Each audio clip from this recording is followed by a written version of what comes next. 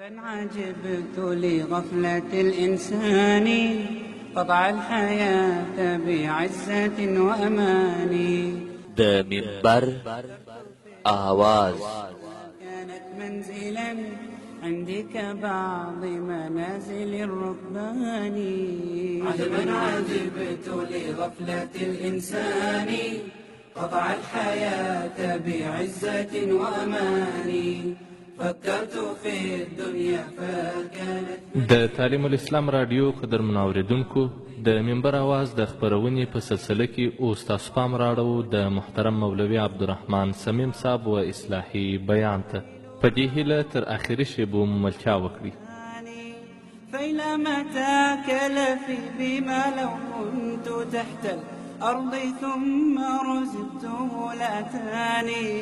أبغي الكثير إلى الكثير مضاعفا ولو اقتصرت على القليل كفاني. عجبا عجبت لغفلة الإنسان قطع الحياة بعزة وأمان. فكرت في الدنيا فكانت. الحمد لأهله والصلاة على أهلها، أما بعد، فأعوذ بالله من الشيطان الرجيم. بسم الله الرحمن الرحيم. قال الله تبارك وتعالى: يهب لمن يشاء إناثا ويهب لمن يشاء الذكور. صدق الله. د تعلیم الاسلام رادیو اوریدونکو مینوالو، د الله څخه امید دی چې تاسې به ټول ښه روغ جوړ په صحت و عافیت سره یاست. د صحت او د عافیت جامې به مې پر تن باندې وي. عزتمنو، نن بیا هم چې موږ تاسو سره پر کومه موضوع باندې مذاکره کول غواړو، هغه یو زنانه څنګه د نړۍ نیکمرغه ښځه جوړېدلی سي، د دغه موضوع څلرمه برخه. عزتمنو، زنانه هله د نړۍ نیکمرغه جوړېدلی سي چې دا د خپل اولاد د اصلاح فکر وکړي. د اولاد دپاره اوله مدرسه د مور غیږ ده. که چیرې مور وغواړي چې د خپل اولاد څخه صالح جوړ کړي، د خپل اولاد څخه دینداره جوړ کړي، د خپل اولاد صحیح تربیت وکړي، نو د الله جل جلاله په فضل سره به دا و کامیابۍ ته ورسیږي. اول د ټولو څه د مخه و هرې زنانې ته دا فکر کول پکار دی چې الله ماته اولاد راکړي، زه به د هغه خپل اولاد څه نیک جوړوم، دینداره به جوړوم. که چیرې د دې دا نیت او جذبه وي چې زه خپل اولاد د الله څخه غواړم دپاره د دې چې نیک وي، دینداره وي، د دین خادم وي، نو په حدیث شریف کې راځي چې دغه زنانه چې کله هم سا اخي، پر هر سا اخیستلو باندې به الله جل جلاله و دې ته اجر ورکوي. چې دا یلداره سي او د دې دا فکر وي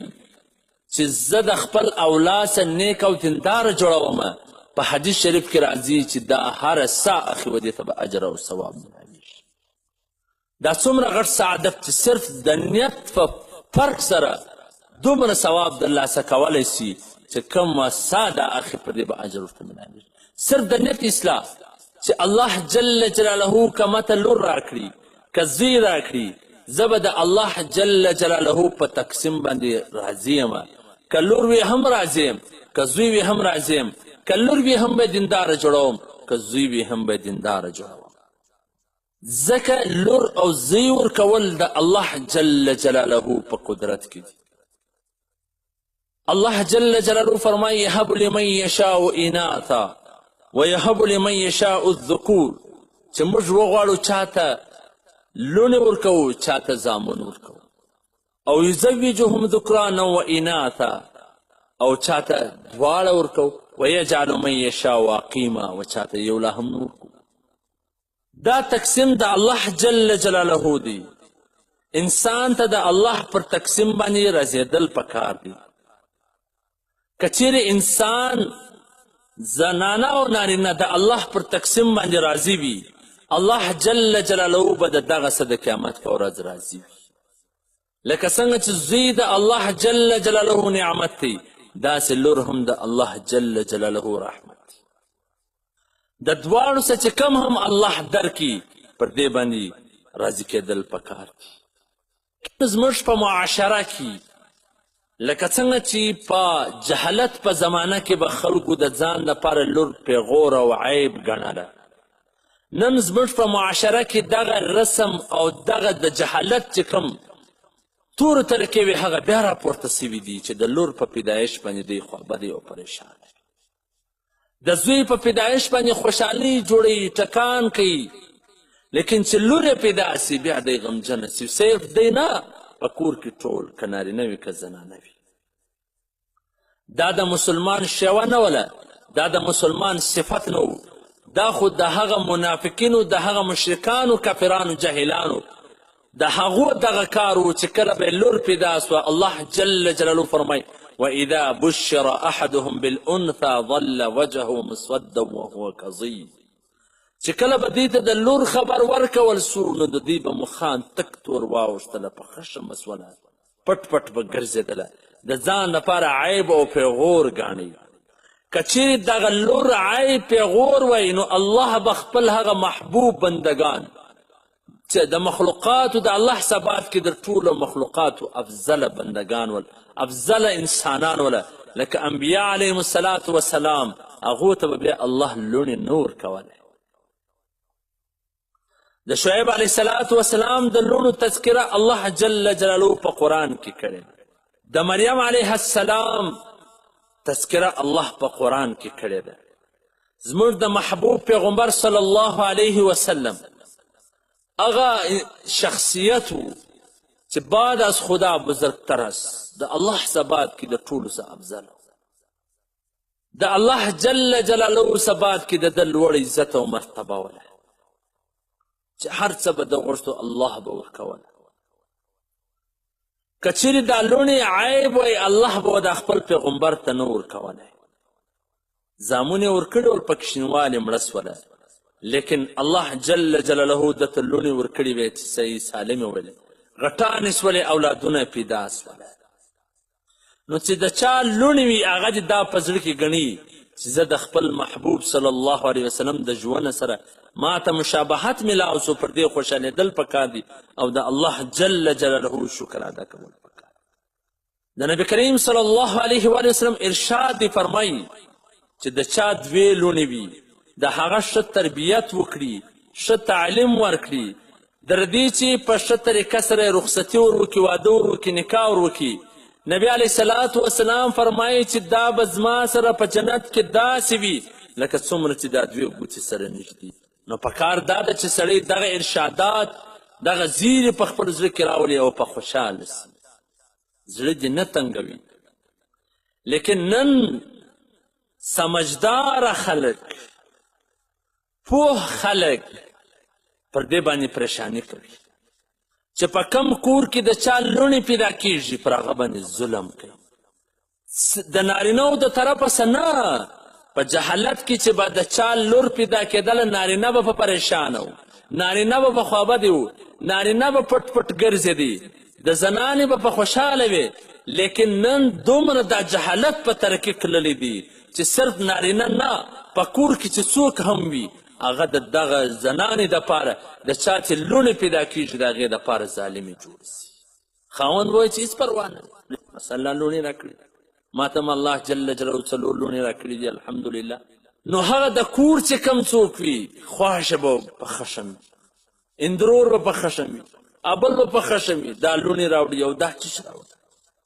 دا څومره غټ جهالت سو چې نارینه او زنانه اوس په دې پریشانه وي. داسې زنانه ود سوي چې لوڼې راوړي، خاوند ځین خوابدې سي، خاوند ځین ناراضه سي، دغه خاوند به دنیا و آخرت تباه وي چې دی د کور والا سه په دې باندې ناراضه وي چې دا لور ولې پیدا کړه، زما یاران دوستان او زامون پیدا سوي دي، زما ولې لور سوله. د الله بنده که لور نه وی نو ته به چیرې ولی، ته به هم نه وی، ښځې نه وی نو ما تا به چیرې ولی. د الله جل جلاله په دې تقسیم را رضیت کېدل پکار دي. که الله لور راکوي هم یې قبوله ده، که زوی راکوي هم یې قبوله ده. زما رضا ده، الله رضا ده. د هغه زنانو څه پوښتنه وکړئ چې نه لور لري نه زوی لري، هغه وایي چې یا الله بس صرف یا لور وایي یا زوی وایي چې ماته میلاو سوی. او بله خبره محترمینو چې کله ښځه عیالداره سي د هغه وخته سجده د دیندارۍ فکر کوي چې کله دا عیالداره وي نفلونه دې کوي دعاوې دې کوي او د الله جل جلاله شکر دې ادا کوي ځکه چې کله کشنۍ د مور په نس کې وي د هغه وخت چې د دې کم اعمال وي دا پر دا کشنۍ باندې اثر اندازه کیږي د افغانستان یو والی تېر سوی دی دوست محمد نومې دی وی هغه د جهاد دپاره خپل زوی لیږلی و حال رالی چې ستا زوی شکست وخوړی پر شا باندې رالی ماته یې وخوړله دی رالی و خپلې کور والا ته یې وویله چې ستا زوی ماته خوړلې ده دا مور ورته وویله چې زما زوی ماته نسي خوړلی یا به د شهادت خبر راځي یا به هغو ته ماته ورکوي هغه ورته چې جاسوسان رالو خبریالان رالو دا خبرې راوړي ټلفونونه خو نه وو په هغه وخت کې بیا یې سړي ور ولېږل هلته ورلل هلته چې ورلل هلته چې وکتل د ده زوی ته فتحه میلاو سوې وله و هغو ته شکست ورکړی و دی رالی و خپلې کور والا ته وویله حالانکې مشر سړی دی سردار سړی دی والی دی کومندان دی د ده کور والا ته هر څه حاصله وله هر څه یې خوړلی سوله نو هغه ورته وویله چې ستا څنګه داسې په ټینګه ویله چې زما زوی شهادت خوړلی سي پر شا نسي راکللی دا وجه څه وله هغې ورته وویله چې کله دی زما نس ته راغلی دی د هغه ورځې څه ما یو شوبه ګوله په خوله کې نه ده اچولی ما به هر وخت نفلونه کوله دعاوې مه کولې او چې کله پیدا سو ما و ده ته بې اودسه شیدې نه دي ورکړي نو چې د چا پرورش زه داسې وکمه چې زه د په نس کې هم د ده خیال ساتمه د ده د اصلاح فکر زما سره وي او چې پیدا سي هم د ده د اصلاح فکر زما سره وي نو دی به داسې جوړیږي چې دی به ماتې خوري نو ځکه د اولاد فکر د هغه وخته څه کول چې کوم حالات وي هغه به بیا پر د کشني باندې اثر انداز زموږ زنانې د دې څه غافله دي عیالدارې وي سروزونه اوري فلمونه ګوري ډرامې ګوري ټیویان ګوري شراوي کې شکنځل کې هغه چې پیدا سي هم باره داسې وي لکه څنګه چې د دې اعمال وي او چې کله پیدا سي د مور د زوی دپاره د ټولو څه غټه تحفه دا ده چې خپلې شیدې ورکړي لیکن نن د خپل صحت د بچاو دپاره چې زما صحت خراب نسي چې څنګه پیدا سي د بازار شیدې ورشرو کړي د ډبو هغه چې غټ سي باره د مور سره محبت هم نه لري مینه هم نه لري ځکه د بازار په شیدو راغټ سوی دي نو چې کومه زنانه و خپل اولاد ته خپلې شیدې ورکوي د دغه کشني په زړه کې به د مور محبت وي د دې اعمال به وي او هغه به صحیح نیک صالح جوړیږي قار نقشبندي هغه لیکلی دي چې یو زوی د موره څه ناراضه سو نو وایي دا مور و دا زوی ته وویله چې زه تا ته خپلې شیدې نه در بخښمه زوی یې په خندا ورته وویله چې ما خو ستا شیدې نه دي خوړلې ما خو د بازار شیدې خوړلې نو دا کوشش کول چې خپل اولاد ته خپلې شیدې ورکړو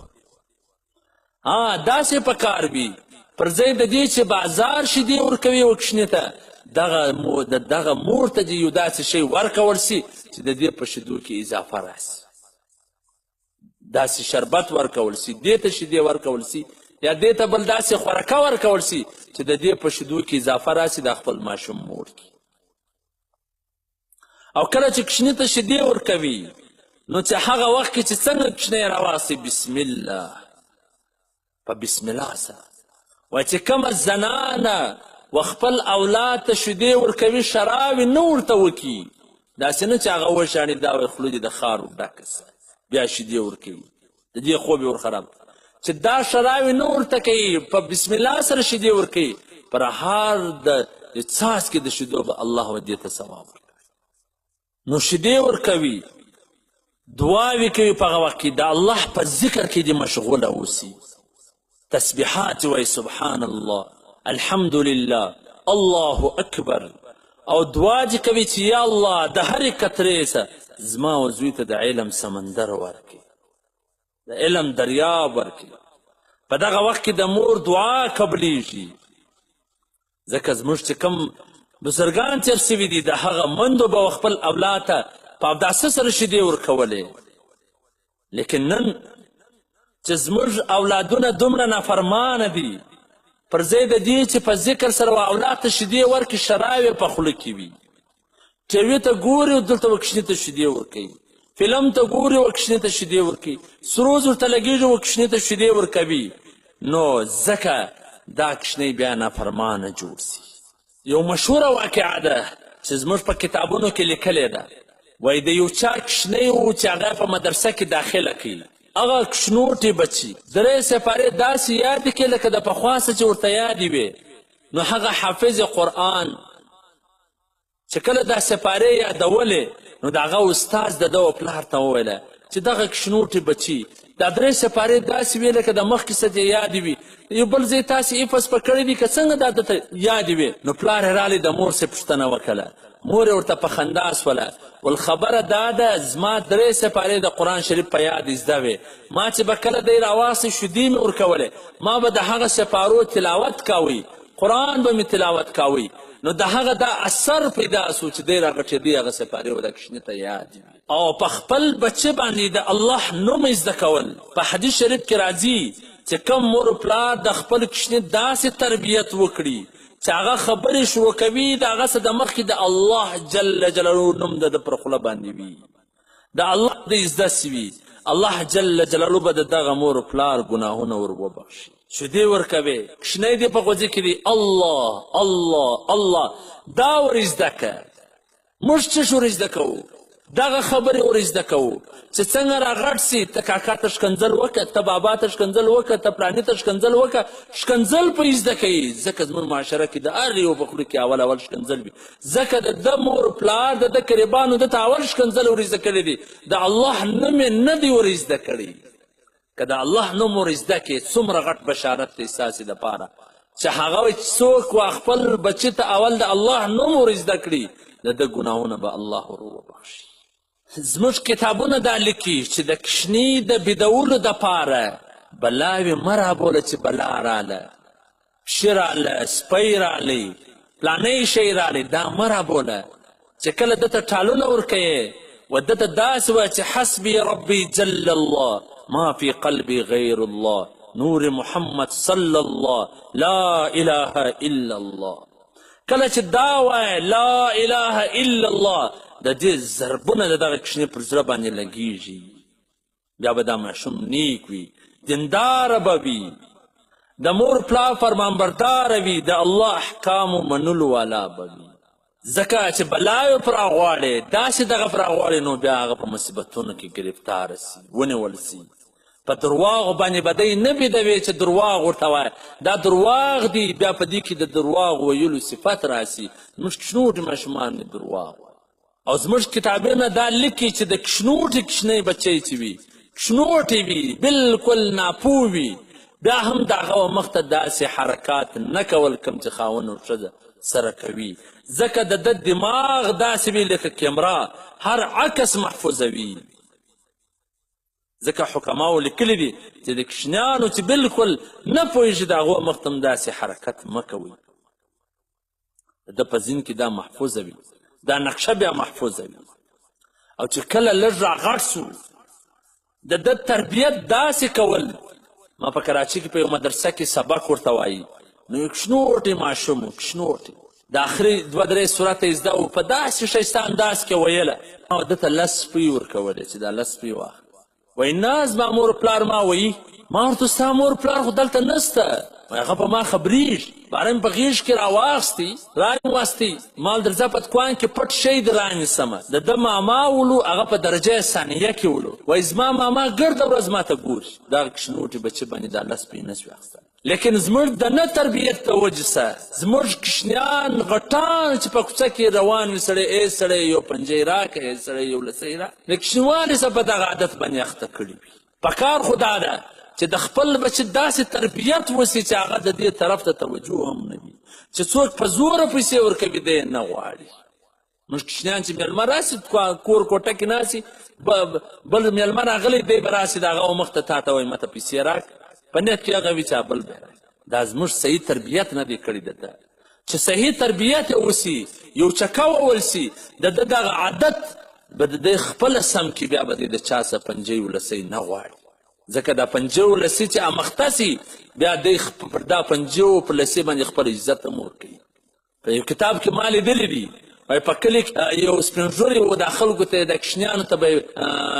دا پلمېټونه ورکوله یا به پنجې ورکوئ یا به خوجې د خوږو ډکړیو کشنیانو ته به ورکوله. نو هغه وایي چې د ده نیت خو د خیر دی، جذبه یې د خیر ده، لیکن د دې غلطه نتیجه راوځي د دغه کشنیانو بیا د غوښتلو عادت جوړیږي، نه دی ورکوي. د کشنیوالي سره د توکل ورجوړول، پر الله باندې توکل ورجوړول. په څو کتابونو کې ما دا واقعه لیدلې ده. علامه حکیم الامت اشرف علي تهنوي رحمه الله د هغه رنګه په نورو کتابونو کې دا واقعه راغلې ده چې یو زنانې یو پلار مور دا غوښتله چې موږ دغه کشني ته توکل څنګه ور زده کړو. وایي هغه به داسې کوله، د الله څخه غوښتله ور زده کوله چې د الله څخه به یې غواړي هر څه. وایي دغه کشنوټي به د سبقه سرانې دا پلار و دا مور ته وایي چې ده ته ډوډۍ مه ورکوه، و ده ته 2 رکعته نفل وکړه، د الله څخه وغواړه الله تا ته ډوډۍ درکوي، الله به تا ته روزي درکوي. وایي هغه کشنوټي بچه به 2 رکعته نفله وکړله چې دی به پر نفلو باندې ولاړو، دا مور به راغله د شا د خوا به یې دلته ډوډۍ ورته کښېښوله، ده چې به سلام وګرځوي دعا به کوله چې یا الله ما ته ډوډۍ راکړې، شاته به ورکتل ډوډۍ به پرته وه. وایي ورځ داسې پیښه سوله دغه زنانه د قریبانو کره تللې وله، یو شادي به وله یا یو واده ماده، نو دا تللې وله دلته د زوی د راتګ ټیم سو، د مدرسې څخه د راکلو ټیم سو. دا ډیره پریشانه سوله چې نن به زما زوی راسي، هغه به د 2 رکعاتو نفل نیت وتړي، هغه زما ټوله ترتیب به را خراب کړي. نن خو چې دی شاته وګوري ده ته به خورکن نه وي، نو بیا به دی وایي چې دا خو زما مور پټه پټه ایښوله، دغه د زما مور نن نسته، نو دا خورکه هم نسته. مور یې پریشانه سوله، په منډه منډه را روانه سوله چې دا دومره وخت ما محنت کړی و دا به رسه ضایع سي. کله چې کور ته راله هغه کشنوټې بچی ورته خاندي چې موره نن خو الله ما ته داسې خورکه راکړله چې تر اوسه مې نه وه خوړلې، زه رالم 2 رکعته نفل یې وکړو یا الله ما ته خورکه راکړې. الله غیبي انتظام ورته کړی و، داسې خورکه یې ورکړې وله چې د رانور وخت هم ښه وله. د الله شکر ادا کړي چې یا الله واقعي چې الله د چا محنت نه ضایع کوي، چې څوک د اولاد د اصلاح فکر وکړي الله نور ضایع کوي. داسې و خپل اولاد ته تربیت ورکول، د خپل اولاد ته توکل ور زده کول، د الله څخه غوښتنه ور زده کول. مولانا ذوالفقار نقشبندي په خپل کتاب کې لیکي چې په 1909 کې زه د پیرس نیویارک له روان، نو زه په جاز باندې ناست ولم، نو زما و څنګ ته یو فرانسي انګریزه ښځه راله کښېنسته، انګریزه ښځه راله کښېنستله، د هغې سره یو کوچنوټې د 4 کالو لور ورسره وه. ما خو یې نور ته کتله، دا د هغه په جاز تیاره کې چې ګرځي او ډوډۍ والا هغه رالې ډوډۍ یې راوړله، خورکه یې راوړه، ما زه نه خورم، خو دا څنګ والا چې کوم انګریزه وه هغې واخیستله. وایي هغې زما سوچ و چې دی به د خپل ورکشنۍ و لور ته ګوله ورکوله چې د هغې به په خوله کې کله هغه ګوله به یې وخوړله، بیا به هغې و د خپله لور ته وویله چې ووایه چې دا ووایه چې تھینک یو، ستاسو شکریه. دی وایي چې هره ګوله به ورکوله هغې به تھینک یو ورته تھینک یو تھینک یو دا یې ورته ویله. مولانا ذوالفقار نقشبندي رحمه الله لیکي چې 46 واره دغه کشنوټې به دا مور ته وویل چې تھینک یو، یعنې ستا شکریه ستا شکریه. وایي زه حیران سولم چې یا الله د خپل اولاد داسې تربیت کول خو د مسلمان کار و چې په خپل اولاد یې شکریه یې زده کړې وای، د شکریه ادا کول یې ور زده کړې وای. لیکن زموږ مسلمانان دومره لاپروا سوله چې نن کفار و خپل اولاد ته داسې خبرې ور زده کوي، داسې خبرې شکریه الفاظ ور زده کوي چې ګوله ورکړي اکشنوټ ورته شکریه شکریه. لیکن زموږ هغه مسلمانان پر ځای د دې چې داسې تربیت یې خپل اولاد ته ورکړی وی، داسې شکریه ور زده کړی وی، د الله څخه غوښتنه ور زده کړی ولی، د دوی څه دا ور معلومه ګسه نه ده، بس هېڅ خوري او څښي او راغټوي، هېڅ فکر یې نشته. دا خو ور زده که چې خپل اولاد ته ته ګوله ورکوې، هغه د 4-3 کار وي و هغه ته ووایه چې بیا چې ډوډۍ وخورې وایه جزاک الله، چې مور ته وایي جزاک الله جزاک الله جزاک الله، د کشنوالي سره ور زده سي. الحمدلله چې ډوډۍ وخوړه بیا ورته چې وخورو دا کشنوټ ته وایه چې الحمدلله، دا کشنوټ ته دا ورته وایه چې د دې څنګه زده کېږي. او بله د زنانو دپاره وایي که چیرې دغه زنانه وغواړي چې د خپل کورنیانو سره دینداره جوړ کړي، د لمانځه پابند یې جوړ کړي او تقوادار او پرهیزګار یې جوړ کړي، نو دا د دوی په لاس کې سته.